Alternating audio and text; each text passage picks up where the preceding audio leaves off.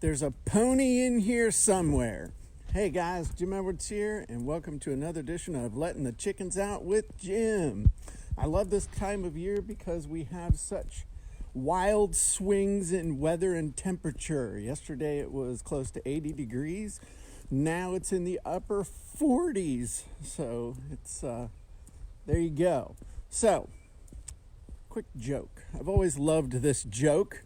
And I've never told jokes in the morning. So these two kids are walking through the woods and they come upon this old barn. They open up the door of the barn, and from floor to ceiling is nothing but horse poop. Giant piles of horse poop. The one kid turns around and says, "Man, I'm going home." But the other kid jumps in, pulls off his hat and starts digging like crazy. And the kid who walked away to leave turns around and he says, "What are you doing digging in the poo with your hands?" And the kid says, "Man, with all this horse shit, there's got to be a pony in here somewhere." Now, what does this have to do with letting the chickens out? Well, here's the thing. Everybody's talking about the pandemic and all the stuff that's going on, and there's a hidden blessing in here for all of us. I'm going to tell you another quick story, because you never know. Everybody prejudges and judges what's going on, but you never know what the hidden blessing is if you're open to receiving it. So it was May of 1989, way back before the turn of the century. I was in my last final exam in college. It was Civil War history. I had chosen for basically the whole month of March and most of April, my senior year, to be drunk for that entire time. I basically partied like it was 1999, but it was 1989. And I had it pretty much locked. I knew I was going to pass everything. And so I was just partying really, really hard at the fraternity house. Well, I got to that exam and I thought I had it knocked because I was a senior history major. I had this under control. There were questions on that exam I had never seen before and had absolutely no question how to answer. I ended up failing that last exam, but I didn't find out. But I thought even if I failed, I was still going to pass the class.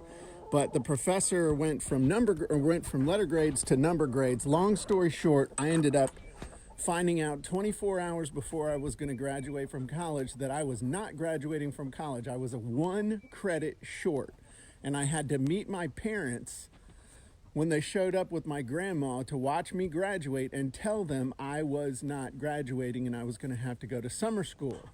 That sucked. That launched my life on an entirely different path than what I had thought was going to be the path of my life. If I had moved up to Northern Virginia, I would have either gone into the Army or I would have become a cop, or I would have gone to work for the DEA, which was my original plan. But I ended up staying in Williamsburg, ended up having a relationship with somebody, and then that didn't work out. But by then I had gotten a job at the bank. My career was taking off, and I met Terry, and that was close to 30 years ago. My point is that failing that exam for many years I looked at as one of the biggest horseshit events of my life. But now, with enough time between that event and me, I realize it was one of the biggest blessings of my life ever. My life would have been completely different. You never would have heard of me. You never would see me. I never would have been able to help the number of people that I can help. I wouldn't be able to do what we do with the team and the family and the business and all that stuff. And the point of all this is that when you're in the middle of all the horse shit, look for the pony. Don't just look at the crap. Because out of all this is going to come some of the biggest blessings of your entire life if you're open to receiving it and perceiving it.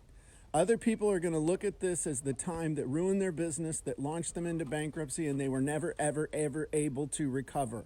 They're going to define themselves that way from this experience. But what I'm telling you is that you have a choice, and you can decide to look for the pony, or you can be the kid that goes home because that barn was nothing but full of shit. It's up to you. So how's that for inspiration today? So speaking of poop, I'm going to go feed the chickens and try and avoid stepping in it. And I hope you have a wonderful day.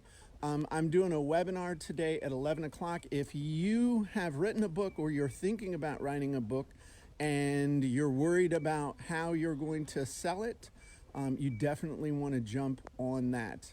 I will put the link in as soon as I get back inside, and you guys could go register for the webinar if you feel so inclined. So everybody have a great day, and I'll talk to you soon. Bye-bye, everybody.